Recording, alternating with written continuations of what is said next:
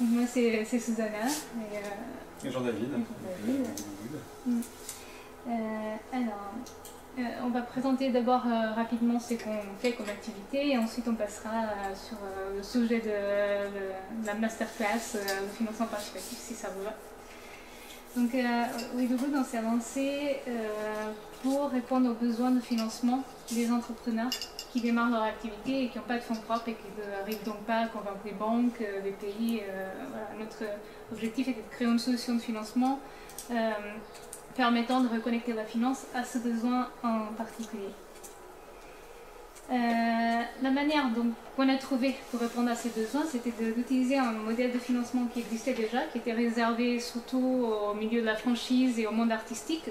Et en fait, on a ouvert tout type d'entreprise, parce que dès qu'on a un chiffre d'affaires prévisionnel, on peut s'engager sur un pourcentage qu'on versera à nos investisseurs pendant une durée déterminée. Et donc, ce qui nous a intéressé dans ce modèle de financement, c'est qu'il est non dilutif. Donc, l'entrepreneur ne cède pas des parts de capital de son entreprise. Donc, quand on démarre, c'est pas très intéressant d'ouvrir son capital très tôt parce que de toute façon, on ne peut pas valoriser l'entreprise à sa juste valeur. Et ça rajoute de la complexité administrative aussi. C'est un financement qui est flexible. Si l'entrepreneur ou l'entreprise prend du retard dans la commercialisation, il ne versera pas de royalties tant qu'il n'a pas de chiffre d'affaires. Et c'est simple, derrière c'est juste un contrat entre l'entrepreneur et chaque investisseur et tout se passe par une plateforme informatique qui permet de gérer tous les flux financiers de façon très, très rapide. Nous, on fait un financement participatif du coup, on accompagne les entrepreneurs dans l'enlevée de fonds en royalties en utilisant la méthodologie de financement participatif, mais on le fait aussi en mode privé pour les entrepreneurs qui ont déjà identifié autour d'eux 4-5 investisseurs qui veulent investir et qui ont juste besoin d'un outil technique. Et juridique. Et du coup, on est là aujourd'hui parce que ça fait un petit moment qu'on travaille sur le financement participatif, qu'on a vu pas mal d'évolutions, il y a beaucoup d'acteurs, donc on a une compréhension assez large des différentes tendances. Et surtout parce que dès le démarrage, on a adopté une posture très pédagogique parce qu'on s'est rendu compte qu'on allait voir des incubateurs, des chargés d'études en banque qui s'étaient complètement perdus face au financement participatif. Et ils avaient besoin d'outils pour mieux comprendre comment se positionnent les différentes plateformes, qu'est-ce qu'il y a exactement comme solution. Et du coup, on a construit des outils qui, nous, ça nous permet de gagner du temps surtout, parce que du coup, ça nous permet aussi de filtrer les projets qui ne nous conviennent pas. Mais des outils qu'on met à disposition des structures d'accompagnement qui sont gratuits, qui permettent de mieux comprendre l'univers du financement participatif, de guider les porteurs de projets et éventuellement de présenter. Mais par exemple, nos présentations PowerPoint, on les met en ligne. Ils sont modifiables, vous pouvez les réutiliser comme vous voulez. Donc, on passe au compte-famille. Pour remettre un peu de hauteur par rapport à ça, alors, petite précision, si à un moment il y a quelque chose qu'on dit qui n'est pas clair, n'hésitez pas vraiment à poser la question, à nous interrompre. L'idée c'est vraiment que vous ayez le maximum d'informations pertinentes pour vous. Oui, que ce soit utile. Que ce soit utile pour vous. Donc là, pour faire une petite prise de hauteur sur le sujet dont on parle, donc, crowdfunding en anglais, si on traduit littéralement, c'est financement par la foule. Au Québec, ils appellent ça sociofinancement. En France, on dit financement participatif. Bon, le principe est le même en fait dans tous les cas. C'est qu'on fait appel à plusieurs personnes pour venir mettre de l'argent sur un projet. Rien de nouveau là-dedans, ça se fait depuis des dizaines d'années. C'est juste que maintenant on le fait sur internet et que du coup ça permet de toucher potentiellement beaucoup plus de gens et de les gérer plus facilement parce que l'informatique permet de regrouper plein d'investisseurs, de contributeurs facilement parce qu'on va pouvoir tout automatiser aussi en ligne. Plus facile que de le faire à la main et de gérer ses petits bons de souscription dans des galettes charité par exemple. Alors les avantages du financement participatif, bonjour. Les avantages du financement participatif, c'est bien sûr d'obtenir un financement. C'est souvent ce qu'on va chercher en premier. Mais c'est pas forcément le premier objectif. Puisque l'un des autres avantages, c'est qu'en même temps on communique sur son projet. Et certaines entreprises ou certains projets vont d'abord chercher à communiquer. Et le financement va parfois même être un objectif secondaire. Et puis, le troisième avantage du financement participatif, c'est que bon, si on réussit sa levée de fonds, on a son financement, on a communiqué sur son projet, on l'a fait un peu connaître au passage, et puis en plus, on a fédéré une communauté de gens, puisque les gens qui ont participé ont souvent participé à un projet qui démarre, qui est nouveau, qui général est assez risqué puisqu'il démarre justement. Et en fait, ces gens-là vont potentiellement devenir les futurs ambassadeurs de ce projet-là. Si ensuite, en l'occurrence, le community management, au sens vraiment gestion de cette communauté d'investisseurs, est bien mené, qu'on les tient au courant de ce qui se passe, qu'on les maintient dans la boucle, en fait, on peut les transformer vraiment en ambassadeurs. Alors, s'il y a des avantages, c'est qu'il y a aussi quand même quelques contraintes qu'il faut avoir en tête, et qu'un entrepreneur qui se lance dans une levée de fonds de financement participatif, outre le fait que c'est pas forcément garanti, c'est vrai qu'on n'avait pas rappelé tout à l'heure, mais dans une campagne de financement participatif, on a aussi la plupart du temps un montant à atteindre, minimum de financement du projet à atteindre. Si on ne l'atteint pas, c'est un échec. Il faut donc être bien outillé pour aller réussir ça. On n'est pas sûr quand on se lance de pouvoir réussir. Donc, pour le financement, ce sont des gens qui mettent de l'argent. Donc s'ils mettent de l'argent, il faut leur donner quelque chose en échange. Que ce soit symbolique ou matériel ou financier, il faut qu'il y ait une contrepartie. Donc il faut avoir la capacité à fournir cette contrepartie. Et donc identifier ce que l'entreprise peut fournir. Si c'est super de communiquer sur son projet pendant ce temps-là, eh ben, il faut aussi avoir les compétences et les ressources pour le faire. Les campagnes de financement participatif dont on entend le plus parler parce qu'il y a des centaines de milliers ou des millions de dollars levés par exemple sur Kickstarter ou en France sur Ulule ou KissKissBankBank, ben souvent en fait derrière ces levées de fonds-là, il y a du budget. C'est pas un entrepreneur qui est arrivé avec 0 sous en poche, qui a lancé son projet et puis ça a donné un super résultat. C'est que derrière il y a des ressources, des gens qui ont mené une campagne de communication. Il y a même des agences de communication spécialisées. Donc il faut se lancer avec ces aspects-là en tête. Et puis sur le côté fédérer une communauté, là en fait ça fait un peu la synthèse, c'est-à-dire que si dans le financement participatif on a un financement parce qu'on propose quelque chose à quelqu'un qui va donner de l'argent, il faut proposer la bonne contrepartie aux bonnes personnes. Et en fonction des personnes à qui on s'adresse, on ne va pas leur proposer la même chose. Tout le monde n'a pas juste envie d'une reconnaissance symbolique qui met de l'argent sur un projet. Tout le monde n'a pas forcément non plus juste envie d'une contrepartie financière et de faire une plus-value. Il faut bien adapter par rapport à cette cible-là et donc il faut bien identifier qui est en capacité d'investir sur ce projet. Quand on parle de financement participatif, en fait, on devrait parler au pluriel parce que dedans, il y a plusieurs modes de financement. Là, c'est les 3 grandes familles sur lesquelles les plateformes qui sont adhérentes à l'association Financement Participatif France sont mises d'accord en France. On a du don, on a du prêt, et souvent on entend parler de crowdlending, mais en fait c'est tout simplement du prêt, et de l'investissement. Et souvent on entend parler de crowd-investing. C'est les mêmes termes, c'est juste que parfois on garde les termes en anglais. C'est encore plus dense que ça parce qu'en fait dans chaque famille on va retrouver différents modes de financement. Donc là on n'arrive pas à bien lire, mais dans le don vous allez voir le don sans récompense, souvent pour les associations. Donc les personnes viennent donner mais ne s'attendent pas à avoir un retour matériel au financier. Les dons avec récompense, là souvent on est dans un cas de pré-vente ou en tout cas avec des contreparties qui sont souvent matérielles. C'est des sites comme Kickstarter, Ulule, etc. Dans le prêt, vous allez avoir le prêt non rémunéré qui se rapproche un peu du don parce qu'on prête mais on ne s'attend pas à avoir un avantage financier. On a le prêt rémunéré, les prêts en mini-bon et le prêt en obligation qui, l'année dernière, a pas mal décollé. Dans l'investissement, vous avez l'investissement en capital, donc l'entrepreneur c'est des parts de capital sur l'entreprise, et l'investissement contre royalties comme nous on le propose aujourd'hui. Donc voilà, c'est assez dense et en fait dans le financement participatif vous retrouvez quasiment tous les modes de financement classiques. C'est juste qu'on passe par des plateformes web qui permettent de faire autrement. Et c'est du coup là que souvent on se retrouve face à un entrepreneur qui dit bah, moi je suis intéressé par du financement participatif, ou alors quelqu'un lui en a parlé de faire du financement participatif parce qu'il n'a pas trouvé d'autres solutions de financement. Mais en fait la première question à poser c'est quel financement participatif? Parce qu'on y retrouve autant des modèles très classiques en fait qui sont qui ont été mis en ligne que des modèles un peu nouveaux, notamment les mini-bons et l'investissement contre royalties qui ont été permis et mis en place avec le financement participatif. Donc c'est vraiment la première chose. Et chaque modèle de financement correspond en fait à une contrepartie. Qu'est-ce qu'on donne à la personne? Quand on est sur du don, on est sur une logique de reconnaissance, mais aussi potentiellement d'avantage fiscal. Et donc ça intéresse aussi les gens. Quand on est sur le don avec récompense ou en pré-vente, c'est un produit, c'est un service, c'est quelque chose de matériel ou de symbolique. Le prêt et l'investissement, bah, c'est une contrepartie qui est financière. En prêt, on cherche un taux d'intérêt, sauf pour le prêt rémunéré. Et en investissement, on cherche en fait... on fait un pari. On fait un pari, c'est ça. On fait un pari sur un projet en se disant, bah, s'il fonctionne, je serai intéressé à son succès et je gagnerai de l'argent dessus. Donc il y a toujours une contrepartie. Sur le prêt au minimum, vous pouvez juste donner un exemple?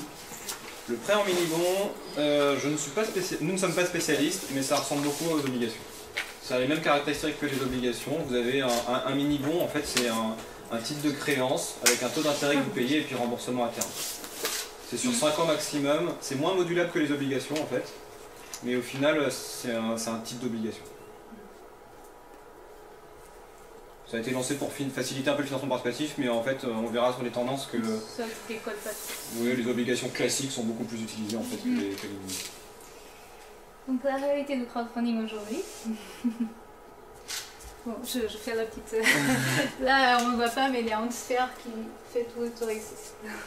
Ça représente, en fait c'est simplement pour montrer que ça représente aujourd'hui, c'est pas simplement un effet de mode, ça représente une vraie alternative, en tout cas un vrai mode de financement des projets en France et de plus en plus dans le monde entier.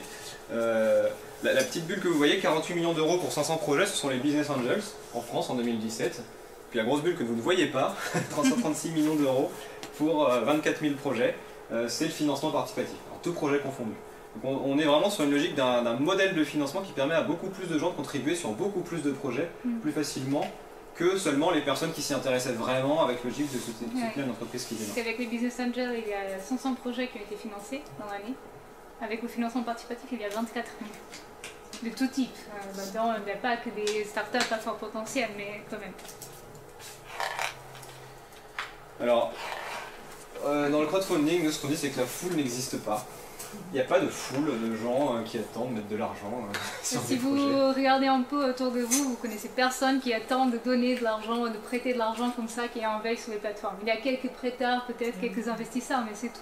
C'est une minorité. Et ils cherchent en général quelque chose de très précis. Ils ont envie de peut-être trouver du sens dans leur épargne, ou ils ont envie de soutenir un projet local, ou alors ils ont directement envie de soutenir un projet qu'ils ont identifié parce qu'ils connaissent l'entrepreneur, par exemple.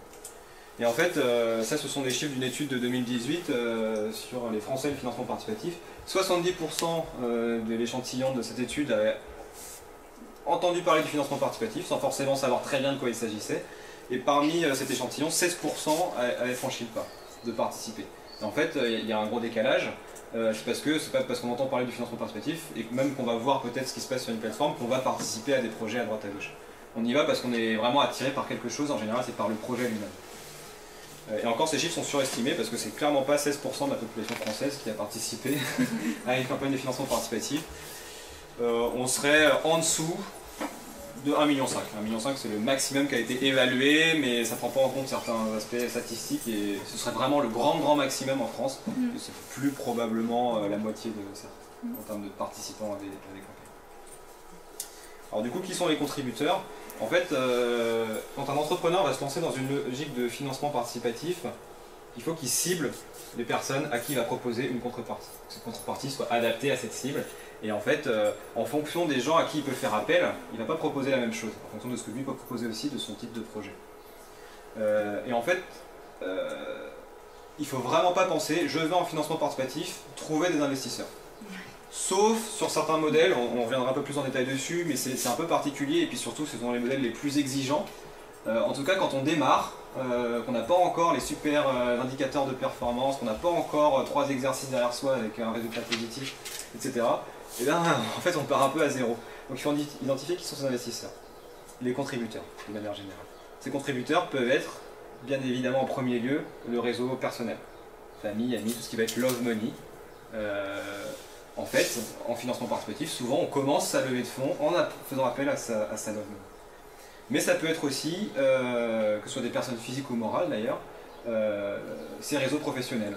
On va commencer à élargir un petit peu ses anciens collègues, les personnes qu'on a croisées dans sa vie professionnelle. Et puis ça peut être aussi les partenaires commerciaux, clients ou fournisseurs, qui vont avoir potentiellement un intérêt à ce que le projet auquel on leur demande de participer se développe. Ouais, chez Wedogood, on a quelques levées de fonds qui sont très B2B, parce qu'en fait, les royalties, c'est quelque chose qui parle au niveau commercial. Je vais voir un potentiel client et je lui dis, bah, si tu investis, à chaque fois que tu dépenses 1 euro chez moi, tu récupères un pourcentage. Et on reste dans un langage qui est commercial et avec lesquels les porteurs de projet sont à l'aise en fait. Parce que c'est moins évident d'aller vers sa famille, ses amis, parler d'argent. Pourquoi les gens contribuent sur les projets? Ils ne contribuent pas... Bonjour. Bonjour.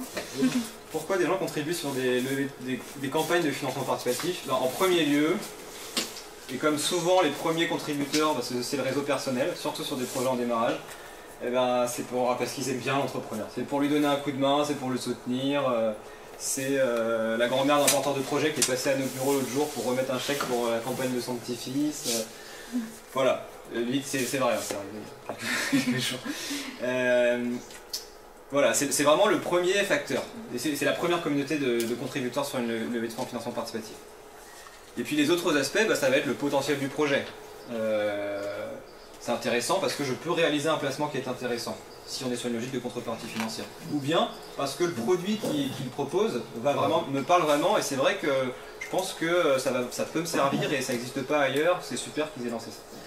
Et puis il y a évidemment le côté sens, qui lui va être le plus important pour les gens qui sont vraiment très éloignés du projet, qui ne connaissent pas du tout l'entrepreneur.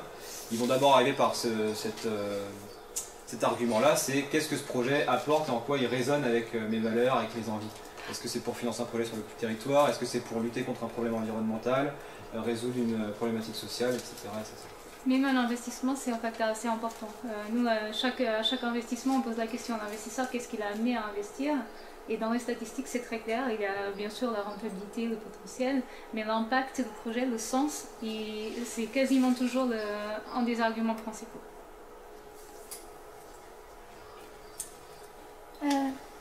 Et donc ces contributeurs, en fait, ils vont pas mettre le même montant en fonction de ce qu'on leur propose. Déjà parce qu'ils ne sont pas forcément les mêmes personnes, selon les différents modèles de financement participatif. Et puis parce que, en fonction de ce qu'on a en échange, on va réagir différemment.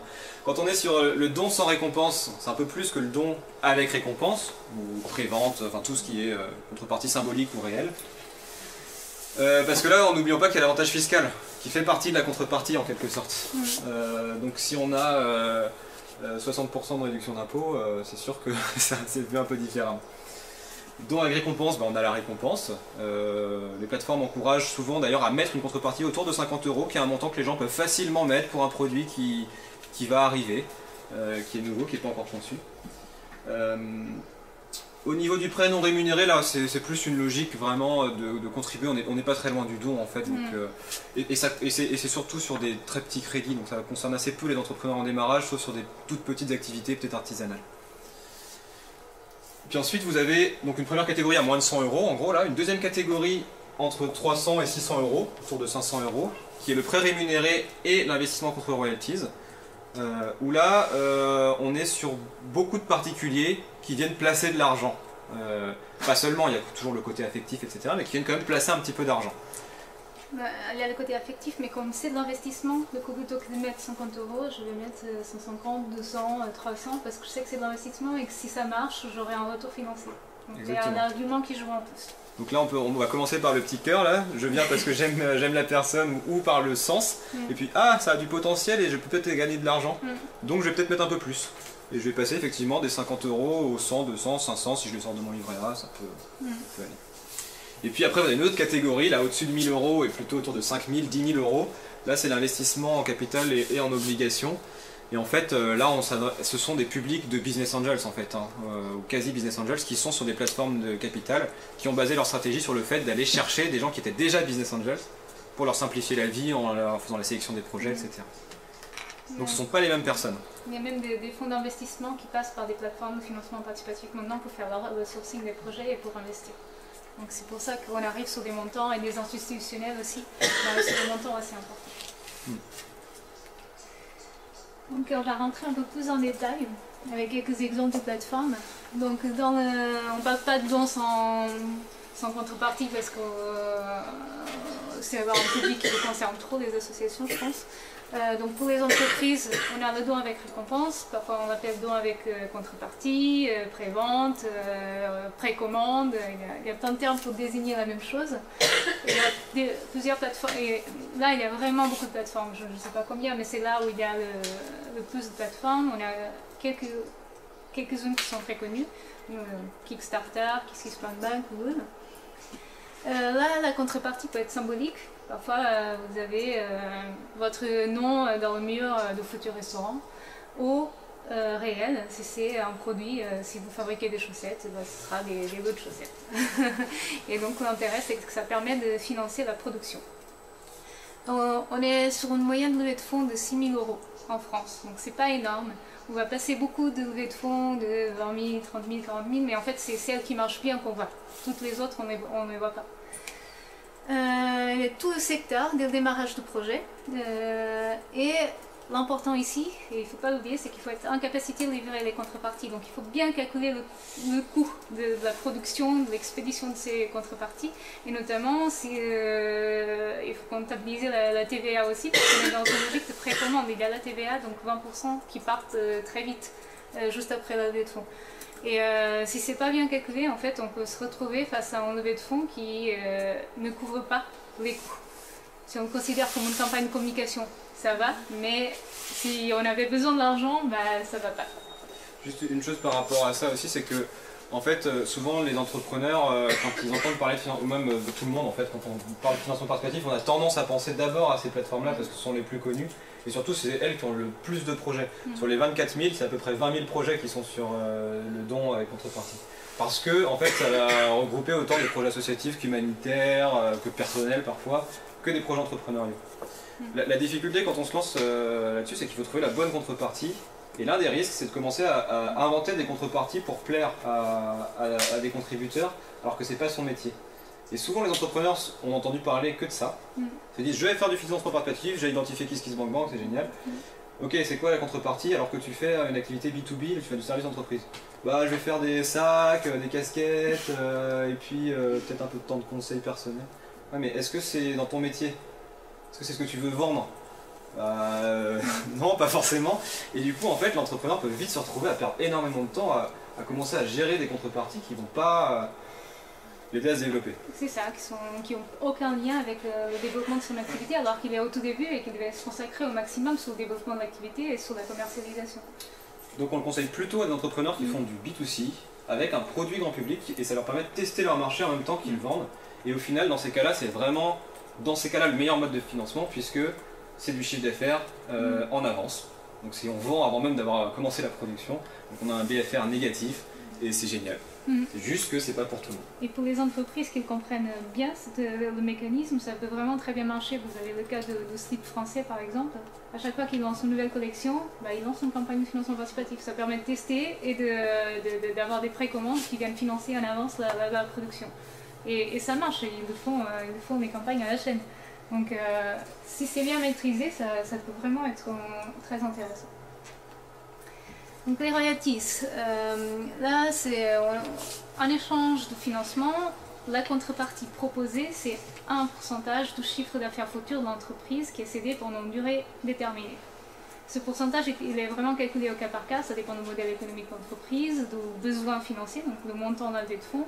Et en fait on va le calculer de façon à que si tout se passe comme prévu dans le prévisionnel, l'investisseur récupère entre 1,5 à 2 fois son investissement. Après, on sait que ça peut moins bien se passer ou mieux se passer. On avait encadré tout ça de façon à que ce soit équilibré à la fois pour l'entrepreneur et l'investisseur. La moyenne est autour de 46 000 € aujourd'hui. On est déjà allé jusqu'à 150 000. On est aussi sur tout type de secteur. Donc des entreprises B2B, des entreprises de services, mais aussi des entreprises qui vendent des produits grand public et qui ont déjà fait des campagnes de financement participatif en contrepartie, mais qui ont besoin de lever des fonds pour financer d'autres choses que la production, la trésorerie, le recrutement, la communication. Et là, la contrainte, c'est qu'il faut que ce soit une entreprise qui a un niveau de marge suffisant.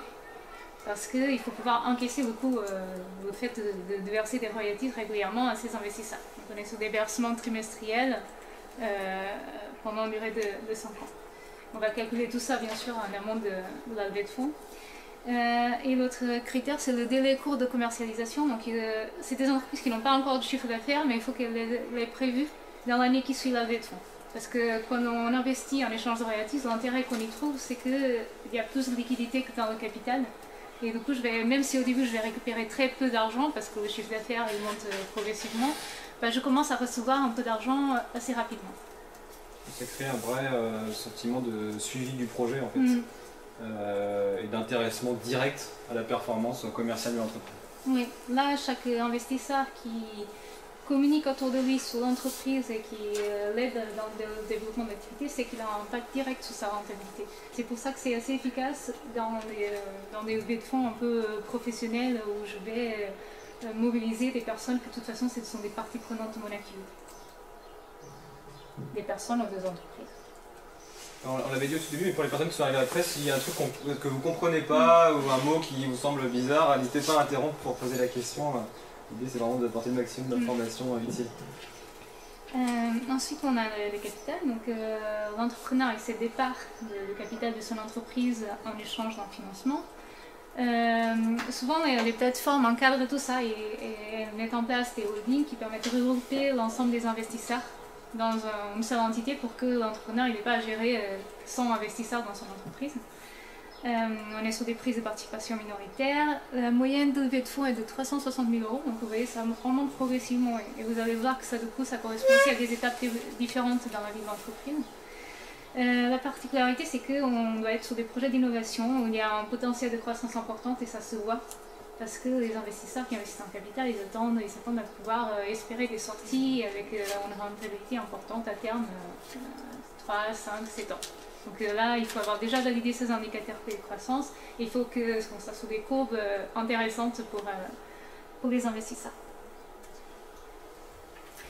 Et finalement, en dernier, on a le prêt. On n'en parle pas beaucoup parce qu'en fait, le prêt, c'est quasiment inaccessible en création. Souvent, il faut avoir 2 à 3 ans de bilan positif. Donc, pour des gens qui démarrent, c'est quasiment impossible. Il n'y a qu'une plateforme qui le fait en France, c'est Dobi. C'est pour des projets liés à l'agriculture durable sous des petites levées de fonds. Le reste des plateformes, ils ont leur case, des indicateurs très spécifiques. Soit les entreprises rentrent dans les cases, soit ça ne marche pas. Et c'est vraiment très strict. Et c'est pour ça aussi que les plateformes de prêt sont les seules à avoir derrière des prêteurs qui attendent des projets. Les projets ils sont financés quasiment en une journée. Parce qu'ils savent qu'il y a un tri, que les entreprises sélectionnées rentrent dans les cases, qu'il y a peu de risques et qu'il y a une rentabilité à peu près assurée. Donc, comme je le disais tout à l'heure, là on ne va pas très bien. Les différents modes de financement, finalement, ils correspondent à différentes étapes dans la vie de l'entreprise. Donc là, on est avant la création, 2 ans, 3 ans. Les dons avec récompense, c'est accessible même avant la création. Donc parfois, on n'a pas encore créé son entreprise et on peut déjà tester le produit en don avec récompense, en pré-vente. L'investissement en royalties il est accessible dès la création et souvent c'est intéressant parce que c'est des fonds propres et ça permet de débloquer les autres financements à la création, BPI, Réseau Entreprendre, tous les financements qui exigent des fonds propres en amont de la banque. Le prêt, le capital, souvent il intervient après 1 an dans la vie de l'entreprise. Parce qu'il faut avoir déjà validé ces indicateurs de croissance, donc il faut déjà avoir commencé à commercialiser. Et le prêt rémunéré en obligation, comme je l'ai dit, c'est accessible beaucoup plus tard, à partir de 2 ans, voire 3 ans. Il faut que l'activité ait bien démarré et que ça marche bien depuis quelques temps. Donc c'est beaucoup plus tard. Ça va plus servir pour du développement que pour de l'amorçage. Et en termes de montant, on est sur à peu près le même cas de figure en fait. Le don avec récompense, comme on a vu, 6 000 €, les royalties à 46 000 et le capital à 360 000. Donc même en termes de besoins, ça ne correspond pas au même type de projet. Une petite vision financière côté de l'entrepreneur, en fait, à quoi il s'engage? Parce que finalement, notamment sur la partie financière, bon, en pré-vente c'est assez évident, il fait du chiffre d'affaires, il s'engage à livrer ses clients. c'est normal quand on crée une activité. Maintenant, quand on fait du financement avec du coup un retour financier à donner à ses contributeurs, à quoi on s'engage?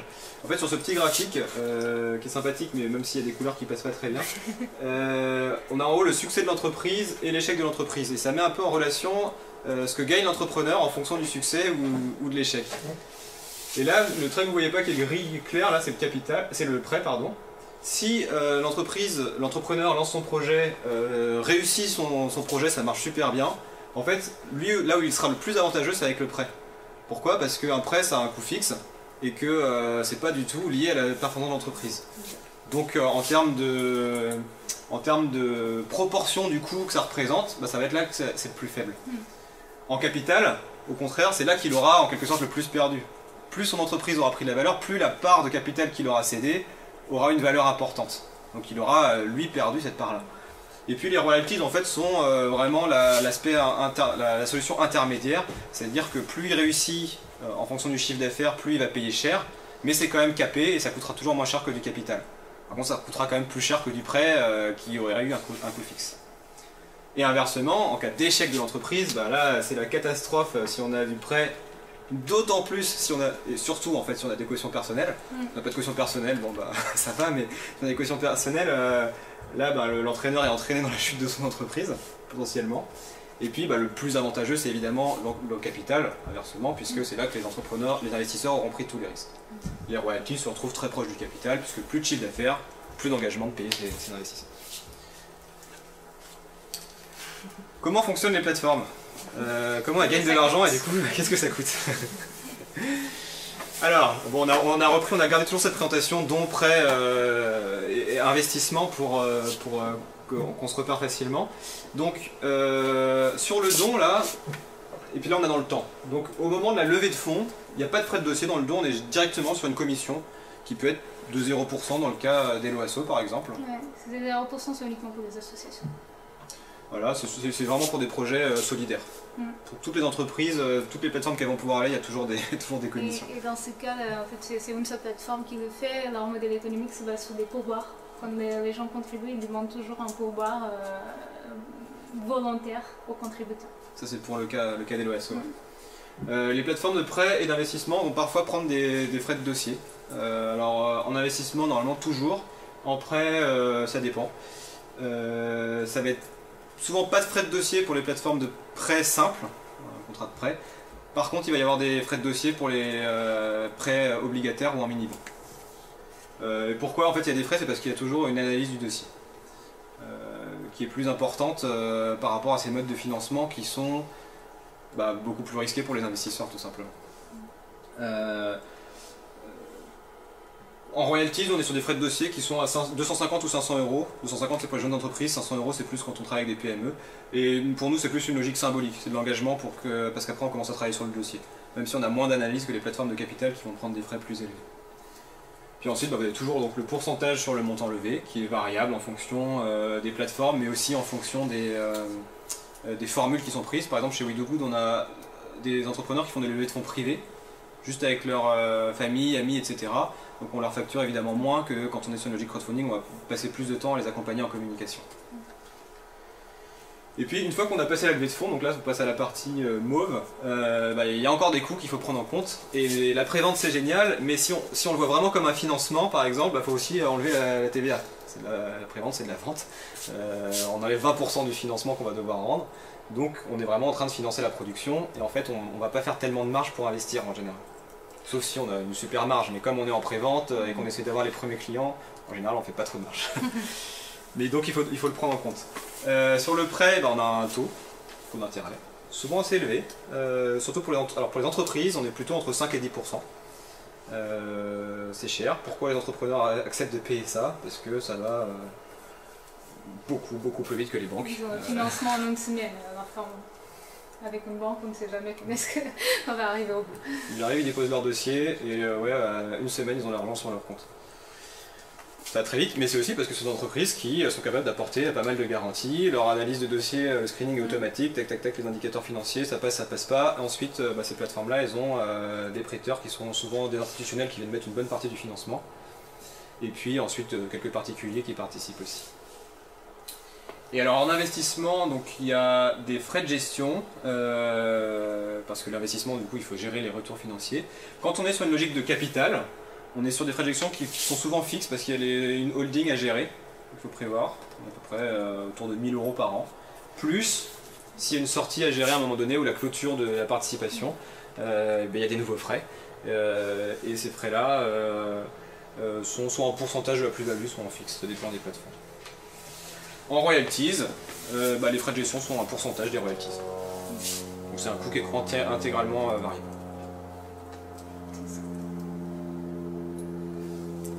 Donc les évolutions et les tendances,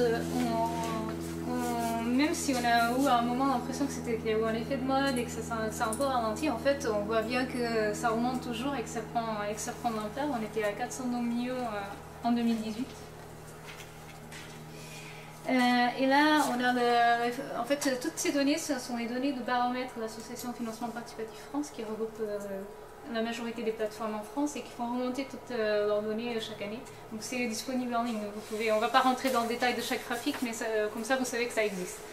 Donc là, on a les montants collectés chaque année depuis 2016, 2017, 2018 par type de financement, donc dont prêt, investissement. Là, l'intéressant, c'est de voir qu'en fait, c'est le prêt qui a tendance à augmenter. Pourquoi? Parce que c'est sécurisé, parce que les investisseurs prennent de moins en moins de risques. Même les plateformes d'investissement en capital commencent à faire plutôt des obligations parce que c'est plus facile à financer les projets. Donc, et l'autre raison, c'est aussi la fin de l'ISF l'année dernière, et donc de l'avantage fiscal lié à l'investissement dans les jeunes entreprises. Oui. Et ça, qu'est-ce que ça fait? Ça fait que l'investissement en capital devient nettement moins compétitif par rapport à investir dans l'immobilier. Les plateformes de capital font aujourd'hui majoritairement l'immobilier, en capital ou en obligation. Donc de moins en moins, financent de moins en moins la création d'entreprises. Et du coup, même côté investisseur, c'est aussi plus attractif. Les autres modèles de financement sont aussi plus attractifs, puisque s'il n'y a plus cette incitation-là, en fait, et qu'on leur propose à côté des rendements à 5-10% sur des obligations, avec du coup un retour un peu plus régulier, ou l'immobilier où on va attendre son retour en 1 à 2 ans, parce que c'est souvent des refinancements d'opérations immobilières, en fait, ça draine énormément l'argent du financement participatif. Et nous, on est le petit... 0,4, 0,5. Ce sont les royalties. En fait, on a une croissance inverse, alors c'est normal parce qu'on partait de plus bas, et avec un modèle nouveau, donc il faut aussi défendre avec pas mal de pédagogie. Mais avec aujourd'hui, nous, ce qu'on voit, c'est une vraie belle perspective pour les royalties, parce qu'en fait, on a une solution de gestion d'investisseurs au moment de l'amorçage qui est facile à mettre en œuvre, pratique, moins coûteuse que de faire du capital. C'est aussi une autre raison pour laquelle les centres du capital ne vont pas sur des projets trop jeunes, c'est parce qu'il faut faire des grosses levées de fonds, c'est coûteux à gérer. Et donc, par exemple, en 2018, on représentait qu'1,2 million d'euros en royalties, mais 15%, et on était la première plateforme d'investissement participatif en France, en nombre de projets. Parce qu'on est la solution la plus souple en fait et agile pour la création. On ne cherche pas forcément que les projets avec un fort potentiel de croissance. Les royalties peuvent s'adapter sur des activités traditionnelles. Donc en termes de projets financés, vous voyez que la majorité est sur le dos, mais c'est parce que là on a tout. On a notamment des associations qui ont commencé à s'emparer de cet outil, parce que notamment les financements publics baissent, donc il faut trouver d'autres solutions, et qui l'utilisent maintenant comme un outil de gestion des adhésions par exemple, de leurs membres. Ils passent par des plateformes et ça leur permet de gagner en efficacité. En termes de secteur, c'est le secteur économique qui a le plus en termes de financement. Ce qui est intéressant à retenir là, c'est que là, le gros 32%, c'est l'immobilier. C'est pas des startups, c'est pas des entreprises, c'est des projets immobiliers. Et même des plateformes qui étaient vraiment reconnues pour le financement des startups, comme ICID, l'année dernière, ils ont fait plus d'immobilier que de startups. Parce que il y a plus d'investisseurs intéressés dans les placements intéressants et moins risqués que dans les startups. Alors, une petite précision, parce que ces chiffres-là sont beaucoup plus importants que ce qu'on vous a montré avant. On disait 2018, 400 millions d'euros en financement participatif. C'est parce que là, c'est une marche au-dessus, c'est la finance alternative. Et la finance alternative, ça va regrouper aussi du financement qui n'est pas forcément participatif, mais qui passe par d'autres canaux. Typiquement, une plateforme qui a changé de nom, dont j'ai oublié le nouveau nom du coup, qui fait du crédit, qui permet aux gens de placer leur argent comme dans une banque et qui fait ensuite du crédit à la consommation. C'est de la finance alternative, mais ça ressemble quand même beaucoup à une banque. Et en fait, du coup, le panorama de ce qui est pris là-dedans est beaucoup plus important. C'est ça. Contexte général, aujourd'hui on est sur des marchés assez segmentés parce que dans chaque pays a sa réglementation sur le financement participatif. La Commission européenne a décidé cette année de proposer un agrément unique pour toute l'Union européenne. Donc prochainement, peut-être qu'on assistera à des restructurations de marché avec des acteurs qui vont beaucoup plus facilement s'exporter. Là aujourd'hui, il faut s'adapter à chaque réglementation de chaque pays. Ça peut être une évolution. Donc, là, en termes de tendance aussi, maintenant qu'on commence à avoir un peu de recul, à avoir plusieurs années d'historique, il y a des questions auxquelles on commence à trouver la réponse, notamment sur le fait de mener des levées de fonds sur plusieurs plateformes. On a déjà vu des cas, même chez nous, donc je vous donne quelques exemples, et ça montre la pertinence de jouer avec les différents modes de financement à différents moments. Là, c'est le cas de Twiza, c'est une plateforme pour des personnes qui veulent organiser ou participer à des chantiers participatifs. Et leur enjeu au départ, c'était de construire leur communauté, parce qu'il fallait que ça se connaisse pour avoir le plus grand nombre de membres, pour qu'ils puissent faire le matching entre les gens au niveau territorial. Donc ils ont fait une première campagne sur Ulule en 2015, ils ont collecté presque 10 000 €. Ça a permis de constituer la base de leur communauté, qu'ils ont travaillé jusqu'en 2017, où là ils ont proposé, maintenant que vous avez testé la plateforme, que vous avez participé à des chantiers participatifs, que vous voyez la pertinence, pourquoi pas investir chez nous. Et ça a super bien marché, c'était un record chez nous pendant quelques temps. Ils ont levé plus de 100 000 €. Et là on a identifié qu'en fait les gens qui donnaient 20 € en don investissent ensuite environ 200 €. Ça fait un deuxième cas. Naoden, un deuxième cas, donc là projet plus industriel, ils avaient besoin de finaliser leur prototype pour commencer à le vendre, ils font de la cogénération, donc ils brûlent à très haute température des déchets bois pour faire de la chaleur à l'électricité. Assez technique, et en fait ils ont réussi à lever chez nous 90 000 €, ça leur a permis de finaliser le prototype, de trouver leur premier client et donc de commencer à faire un petit peu de chiffre d'affaires pour, là aussi 2 ans plus tard, 1 an et demi plus tard, aller chez WeSeed, faire du financement en capital qui a été complété par des industriels et qui leur a permis de passer à l'étape suivante. En fait, il est possible de faire toutes ces étapes de financement en financement participatif quand on est bien lancé. De justes remarques, donc sur les 90 000 €, en fait, c'est rien pour un projet industriel, mais sans ce montant-là, ils n'auraient pas pu débloquer les autres financements. Le projet n'aurait pas avancé s'ils n'avaient pas trouvé les fonds propres nécessaires à débloquer les autres financements. Et l'autre remarque, c'est que dans la levée de fonds en capital, ils ont mobilisé certains investisseurs qui avaient investi en royalties avant et qui n'avaient jamais investi avant, mais qui ont découvert le fait d'investir dans une entreprise, d'abord en royalties, ensuite en capital. Et du coup, le financement participatif, c'est aussi un outil très puissant de pédagogie sur le fait qu'on peut placer son épargne autrement et soutenir des jeunes entreprises. Donc, le petit mot de la fin. Comment vous pouvez mieux intégrer le crowdfunding à votre offre d'accompagnement. Donc, nous avons établi quelques recommandations. Donc, la première, c'est ne pas mettre tous ses œufs dans le même panier. Il y a plusieurs modes de financement participatif. Donc, avoir un partenariat avec une seule plateforme, ça veut dire exclure des solutions de financement. Donc il faut penser à bien avoir un panel de solutions de financement suffisamment riche par rapport à la typologie des projets que vous accompagnez. Parce que si les projets vont avoir le mauvais mode de financement parce que vous avez un partenariat financement participatif sur une plateforme par exemple, en fait on dit ça parce qu'on le voit assez souvent. Ah mais on est déjà en partenariat avec Ulule.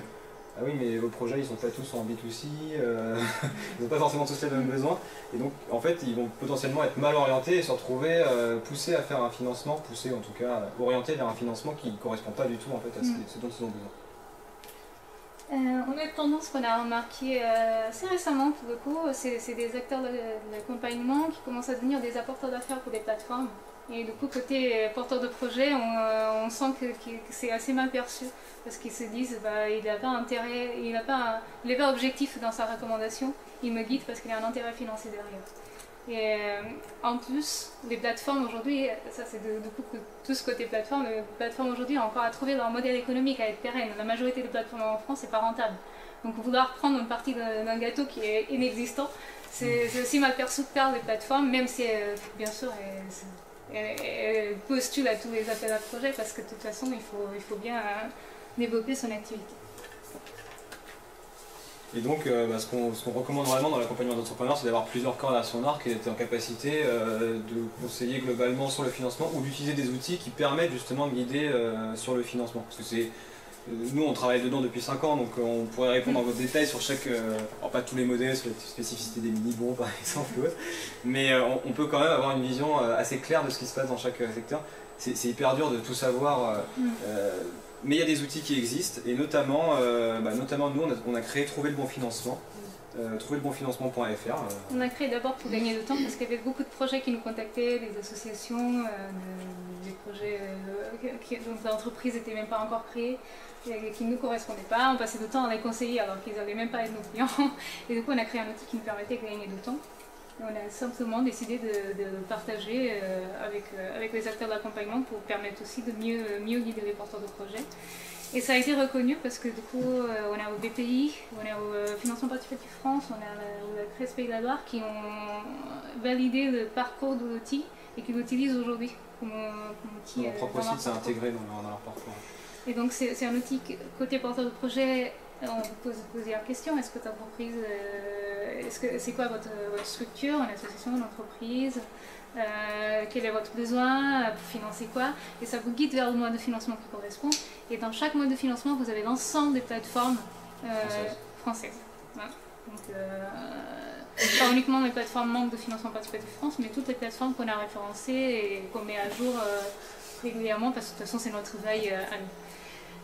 On a développé aussi une autre brique dans le même outil accompagnateur de porteurs de projet, où on met à disposition, comme je disais au début, tous les outils qu'on utilise, les PowerPoint de présentation de financement participatif, des cartographies, des articles.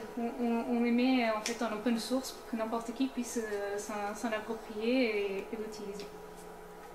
Et sinon, on intervient aussi régulièrement, comme là aujourd'hui ici, dans des incubateurs et d'autres structures pour former les porteurs de projets sur le financement participatif, et notamment comment le financement participatif peut venir s'impliquer à leur financement, à leur plan de financement. Du coup, c'est ça, on refait en fait en quelque sorte un atelier, et c'est justement cette présentation que vous avez à disposition sur ce site. Quels sont les éléments clés à avoir en tête sur les différents modèles de financement pour savoir lequel est adapté à soi et du coup avoir les meilleures chances de succès, parce qu'il n'y a rien de pire que de se lancer dans une démarche qui est quand même prenante. Le financement participatif, c'est pas adapté à tous les entrepreneurs non plus, mais en plus en ayant pris la mauvaise direction dès le départ, c'est un peu dommage.